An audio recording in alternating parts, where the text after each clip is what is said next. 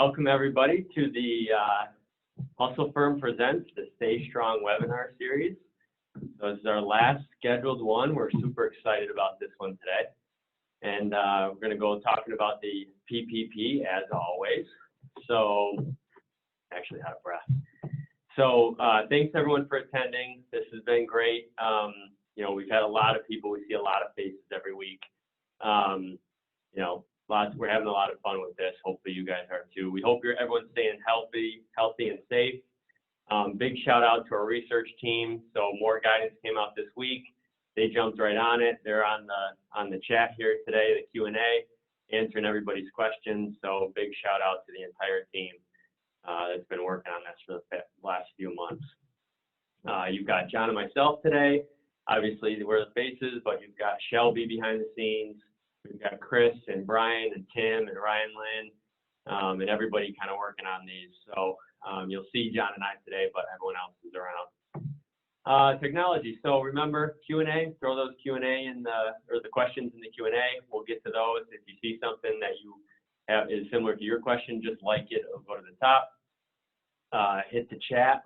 If you have any issues, Shelby will take care of those and we'll send out a recording and slides after this. All right, so the agenda today, we've got a news review, kind of show you what's been happening.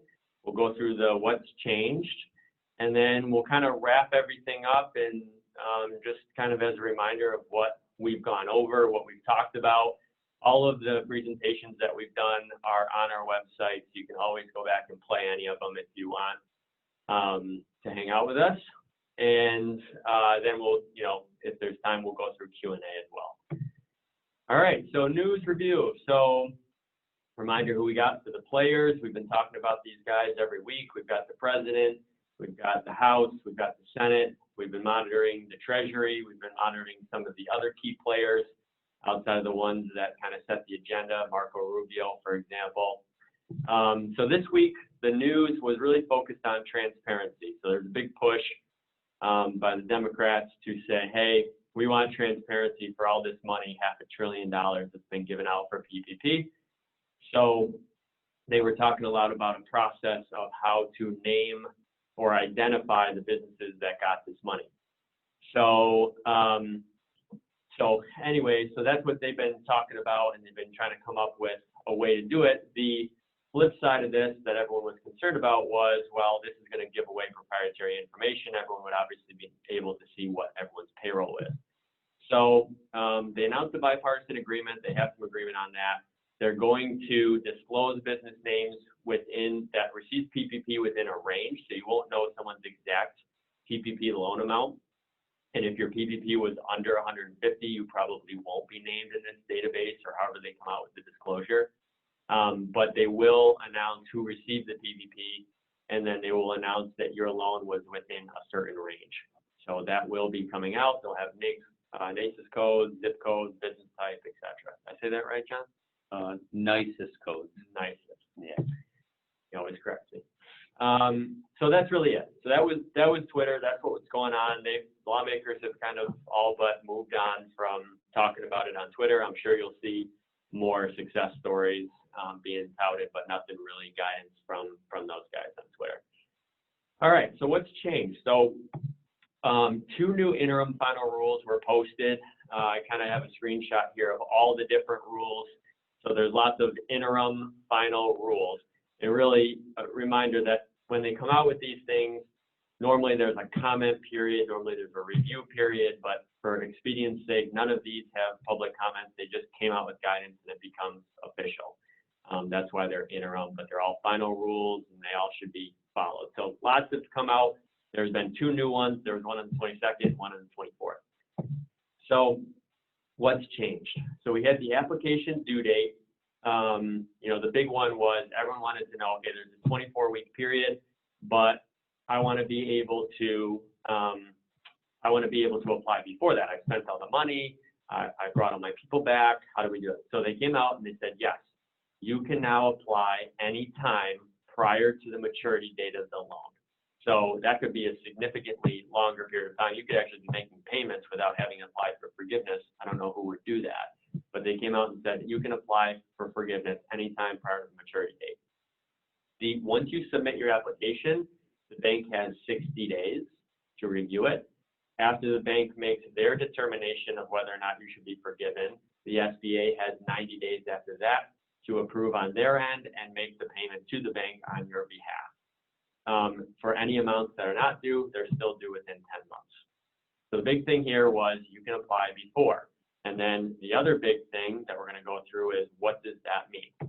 So we talked about this last week, was all the major changes when this new application came out with the 24-week period was, okay, now you could use up to 24 weeks of compensation up to $100,000 annualized per employee. So that's up to $46,000 per employee that you could count as covered payroll costs. Owners are limited to $20,833, which is 2.5 times your 100.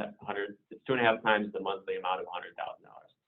The point is, it's limited to the lesser of your 2019 profit or wages, or $20,833. So you can't get more than $20,833. If you paid yourself less than $100,000, you're going to give even less than $20,000. The maximum amount of payroll that you could use in your loan forgiveness application used to be limited to the loan amount. We went through an example last week of, now they're allowing you to use your payroll over the entire covered period, and how that actually can benefit you.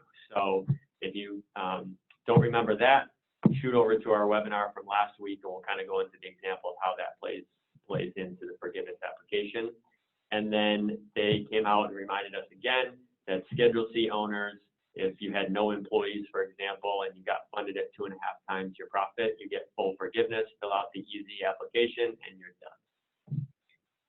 So then they also clarified in this new interim final rule that owner benefits. So if you're an owner of an S Corp, a partnership, self-employed, you cannot include your health insurance costs in covered payroll costs when filling out the application.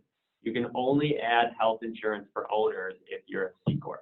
So depending on your tax situation, the owners may be able to get health insurance, but the majority of our client base, at least, are S Corps, partnerships, and self-employed. Those people cannot include health insurance premiums that the company paid on their behalf. For owners, you can include, however, 401k. That's always been the case. So the employer portion of 401k can be included. The covered period, we went over this, you have up to 24 weeks. If you got your loan before June 5th, you can elect 8 weeks. We also went over this before. This is nothing new, really. You have to use 60% of what you apply for forgiveness on payroll. So if you apply for $100,000, $60,000 has to be for payroll. All right, so these are really the big ones. The point is, they want to forgive your loan. So we're going to go under the presumption they want to forgive your loan. This was meant to be a stimulus program, not a loan program. So they want to forgive it. So they've come out with all these safe harbors that if you couldn't bring all the people back, you should be able to get forgiveness. So if under the old rules, if you hired everybody back by June 30th, you could get your loan would not be reduced because you laid people off during the covered period. Now they came out and it's by December 31st. They clarified in this interim final rule, it's by December 31st or the date of the application. That's very important, because if you've spent all the money, but you didn't spend it within 8 weeks, and you've hired everybody back, you may be able to say, hey, I've hired everybody back by today. I'm going to use 11 weeks or 12 weeks for my covered period, and therefore not be penalized for the fact that you had less FTEs during the first couple weeks of your covered period. So we're going to go through an example of that. The point is, it's a huge win for people that have all their people back, but they're uncertain if they're going to have everybody by December, not knowing what's going to happen. So you should be able to use this safe harbor on the date of your application. They also came out and broadened the safety safe harbor. So this safe harbor originally said, if because of the CDC, HHS, or OSHA guidelines, you couldn't bring everybody back during the covered period, then we won't penalize you for that. Now they came back and they gave an example of this, and the example is much broader. So they gave the example of a beauty salon that had to shut down because they were deemed a non-essential business, which lots of people here in New York were deemed non-essential businesses, beauty salons, gyms, etc. So if you were deemed a non-essential business and the governor, for example, Cuomo said, hey, you guys have to shut down, none of your employees can come to work, and obviously if you're a beauty salon, you can't make money from home, then they brought it in the example and said that would make sense that you couldn't bring everybody back, and we're not going to therefore penalize you for that. So we see this as keep good records, document, especially for the non-essential businesses, that you couldn't bring everybody back, you couldn't return to the same level of business activity because nobody could be at your place of business, and therefore you won't get penalized by the FTE reduction. If either of those don't apply to you, the third one is you tried to rehire people and couldn't. And that could be because they quit, because you fired them for cause, because they quit and you couldn't find a replacement for that person. So if either of the first two safe harbors for FTEs don't apply, the third one is you couldn't get people back because you couldn't rehire them. So amongst all three of those, you should be able to find a way outside of you just laid people off because of this and still haven't brought them back, that you can get your loan not reduced for the FTE requirement. I think the big one there is safety.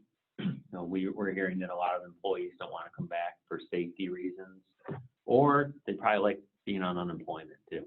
Right. And to John's point, if they like being on unemployment and you try to bring them back, this rule clarified you have to report that.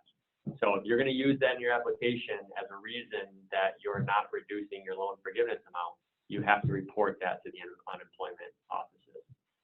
And then, so those are the FTE safe harbors. Then remember, there's two tests. One, did you bring everybody back? And two, when everyone did come back, did you pay them at least 75% of what they were making before?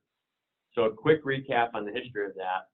What they mean is not if they were working 40 hours, now they're working 20 hours, they're obviously going to take home less. But for the 40 hours, if you paid them $20 an hour, and for the 20 hours, you paid them $20 an hour, they care about the rate. So they care about the fact that your rate per hour stayed the same or was not reduced by more than 25%. So in the old rules, as long as you remedied the fact that you brought somebody back, you reduced their rate per hour by June 30th or 12/31, you're good. In the new application, if you want to apply prior to the end of the 24-week period, you forfeit the ability to say I restored their wages. And what they're trying to get at is if you apply right now and then immediately reduce their wages, or you reduce their wages when they came back, they want to avoid the fact that you're going to get around this. So they're saying, hey, if you're going to apply early and get your loan forgiven, then you had to have paid people at least 75% of what they were making from a rate perspective through the covered period. So that was the clarification there. Lots of complications obviously around it. The point is keep good records of all of this. So expanding on the salary wage reduction, we have a slide here that you guys can use. In the application itself, we said, hey, it says, if a borrower applies for forgiveness before the end of the covered period and has reduced an employee in excess of 25%, so that would be paying somebody 70% of what they made or 60% of what they made, you must account for this excess reduction for the entire covered period. So that means if you reduce somebody by 30%, the extra 5%, you take that over the entire 24-week period. So in an example where someone made $100,000, when you brought them back, they made $70,000 for their salary. That extra $5,000, you take 8 weeks or you take 24 weeks of that, depending on the covered period that you choose. And when determining whether or not you've reduced somebody's rate, they're going to ask you to compare their rate during the covered period compared to the rate during Q1, which is January 1st to March 31st of 2020. All right, so then we've got the FTE safe harbors. John, you want to take us through maybe two examples, the details here? Yeah, so here are the FTE safe harbors. So this is directly from the application. So you have, the first step, you're gonna enter the borrower's total average FTEs between this period, February 15th and April 26th, which they consider the COVID period, let's call it. And you follow that same method that was used where you calculated your FTEs on your schedule of the application. Then you go from here and you enter the borrower's total FTEs in the period that all the way through February 15th, 2020, which is what we call the pre-COVID period. So they're looking at FTEs during COVID and before COVID. Then you have step 3, and we get into some math here that we'll show you in our example.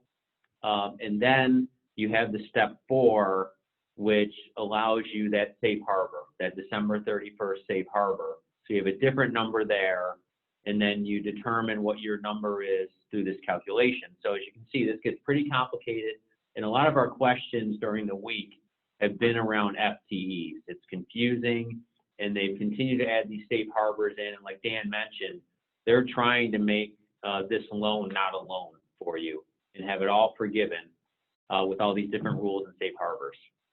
So let's see if we can stump Dan with some of these examples that we've come up with here on all these different periods and all the different numbers of employees over time, and see how what our result would be based on these assumptions. So here's the first one. So we kind of go in order here. The number of FTEs during the base period for this. Now remember, you had two options for your base period to select from. They had 10 employees in the base period. The period that included what we call pre-COVID, they still had 10 employees. The COVID period of 2/15 to 4/26, they actually increased their employment. So this must have been a company that made masks or sold sanitizer. So they added 5 people during the COVID period. At the end of their covered period, whether it was 8 or 24 weeks or somewhere in between, they actually reduced their staff down to 5. And then when they applied for loan forgiveness, they were back at 10. So with all these different facts, Dan, how would this one be determined? Okay, so if I interpret this correct, basically what happened is, again, they had 10 employees, COVID hit, they're a mask company, so they hired. So they're doing better than they were before. So that's 2/15 to 4/26 is this COVID period now that they've defined. So they're doing better, but then they got their loan and they said, well, now we got all this money, we don't want to spend it on employees, we've sold all our masks, we're going to reduce people. And then they went to go apply and said, oh, this is awesome, I got all these safe harbors now, so I'll just rehire them by the date of my application, and therefore I don't have to worry about the fact that I only had 5 people for 24 weeks and I probably paid myself more money. So if I filled out the table, the safe harbor 2 on the application, I would see that this is not allowed. This is not the intent of it. So because if I looked at February 15th, I only had 10 people, and then during the COVID period, I had 15, then I can't meet this safe harbor. And just because I hired everybody back when I applied, I can't use this safe harbor. So the result is I can't use the safe harbor number 2 because I hired more people during COVID-19. So as you can see there from that example, they're trying to discourage people from exactly what happened there, from hiring and then getting rid of everybody. And that was one of the big questions we had. Well, can I just rehire and then the next day get rid of everybody? And they're addressing that. Obviously the program, the intention is to rehire and keep your employees employed. All right, here's another one we'll review. So base period, 10 employees. The pre-COVID period, also 10 employees. This company during the COVID period dropped to 8 employees. So they let a couple people go, based on the impact of COVID, is what we see. This is more common. The next covered period, whether it's 8 weeks, 24, in between, they ended up with only 5 employees at the end of the covered period, so they continued to reduce their staff. And then they took advantage of a safe harbor and got their employment back up to 10 when they filed for loan forgiveness. So Dan, how are we interpreting this situation? Sure. So on this one, this is like 99% of businesses or 98% of businesses is you had a bunch of people, COVID hit, got nervous, they laid people off, they got the loan, but they still weren't really active. So they only had a few employees there. Maybe it's a restaurant, they had people cleaning the kitchen, doing to-go orders, whatever the case is. So they only had a few employees. Because the PPP was extended to 24 weeks, they spent all their money, and they spent it in 14 weeks. So everyone's open, phase one hit, they spent all of the money. So now they bring everybody back because they were in phase two, phase three, and they brought all of the people from before back. So because of that, they are allowed to use the safe harbor on the date of their application. And they can go to the bank, they can say, I spent all the money, I had less people than I did before COVID hit. However, I've hired them all back as of today, and you show them the payroll register as of the date of your application. And therefore, your loan would not be reduced just because you had 5 people in your covered period, but 10 in the base period. So this is the spirit of the rule of the law. And we fill out the application, we show how it's all filled out right here.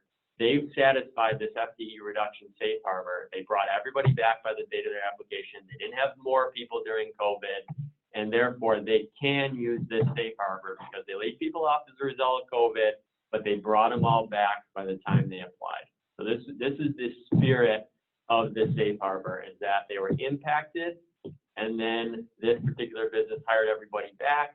They spent all the money. They get all the money that they spent forgiven. This is good. So that's how that all works. All right. So we wanted to go through those examples because everyone was kind of asking, like, well, why wouldn't I use this? And it's in very rare circumstances are you not able to use that safe harbor. All right. So then we kind of went through this last week, but remember, there's two applications. You've got the full forgiveness application and this easy application. So for the easy application, it's easy. John loves that joke. So you enter your costs, your payroll costs, your mortgage interest, rent, utilities. You add them all up. If you spent at least the loan amount, you get it all forgiven. If you spent at least 60% of it on payroll, you get it all forgiven. The reason you can do the easy application, there's three things. You're a Schedule C with no employees. It's pretty straightforward. You didn't reduce pay, you didn't reduce the FTEs, and you keep documentation obviously behind in case the SBA ever audits you. You just fill out the easy application. Or 3, you didn't reduce anybody's pay and you were unable to operate at the same level of business activity as before. So again, that would be a barber shop, a hair salon, a restaurant. So as long as when you had people back, you didn't reduce them by more than 25% of their hourly rate, and you spent all the money, fill out the easy application and be on your way. If you don't meet any one of those 3 tests, then you've got to fill out the full application. And that's where we suggest, again, there's lots of nuances to all this. The easy application is easy, but determining whether or not you can use it isn't always as easy based on all this guidance. So if you need help, reach out to us and we can definitely walk you through any of these. All right, so kick it to John for that's it for today, all the major stuff that happened over the last week. So I'm going to kick it to John, and he'll do a little recap. All right, thanks, Dan. And yeah, basically on the application, you want to be able to complete the easy application. However, you got to follow the rules. The support that you have to provide still doesn't change, though. Remember, even though the application is 1 page, you still have to provide your details, payroll reports, utility invoices, mortgage statements, whatever applies to your situation. The other item I would note is that be patient. We talked before about, make a good business decision first. I would say now that they're giving you 24 weeks is that if you're not sure about your FTEs, maybe it's someone on maternity leave and you're not sure how to handle it, or quirky things that are happening here, I would just say, take a little more time. They're giving you more time. There's no reason to rush through it. And I know a lot of people just want to get this done and over with and apply for forgiveness and be approved. However, as we showed in last week's webinar, you could still have an FTE reduction and have your entire loan forgiven. If you choose to file for forgiveness in week 9 and you could have waited until week 10 to get full forgiveness, then obviously that was a mistake. So I would say don't panic and rush to get your loan forgiveness application in. And most banks, if any, aren't even ready to accept them yet. By the way, they're still waiting on their own guidance. So on a stimulus recap, so we just want to kind of go through, where we've been and where we are now, where we started. So this all started about 3 months ago. We would have never imagined that, 3 months later, we'd still be sitting here talking about these programs. I remember the first day that the PPP opened up, it was just insane. Everyone was trying to apply and get their application in, and the money went so fast, and a lot of you missed round 1, and luckily the government came in with a round 2, and the money's still available. You're down to your last few days to apply for this, by the way. You have until June 30th. So a lot has happened in the last few months. So the different incentives are, that we'll list here, and then what is the value on things that we've been involved with. So just to recap, so the PPP has gotten most of the attention. We've spent, the majority of the time on these webinars talking about the PPP. The EIDL loan, which most of you've already got that as well. The SBA debt relief, so those are, the 7A loans and the other loans that are out there where, the SBA basically is making 6 months of your payments for you. We can't forget about some of these other goodies that are in here because the PPP has gotten so much attention. The net operating loss carrybacks. So we've been working with a lot of clients on carrying losses back and go back 5 years now. So for tax years 2018 and 2019, if you had any losses there, you can go back and recoup taxes you paid 5 years prior to that. So that's a big one. The Main Street Lending Program, which has come out, and that's now becoming more and more business friendly. It hasn't officially launched as far as being able to apply for it.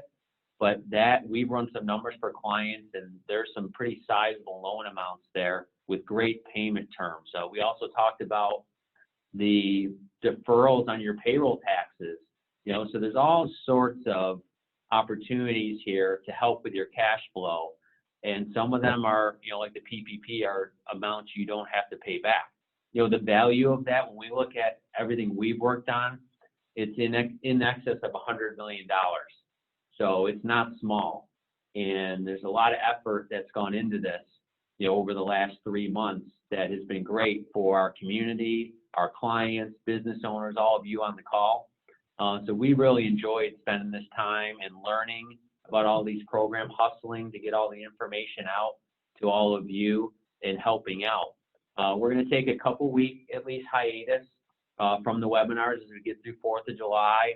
And, this week, I think we had the fewest questions, at least a lighter load for Chris and Tim to answer.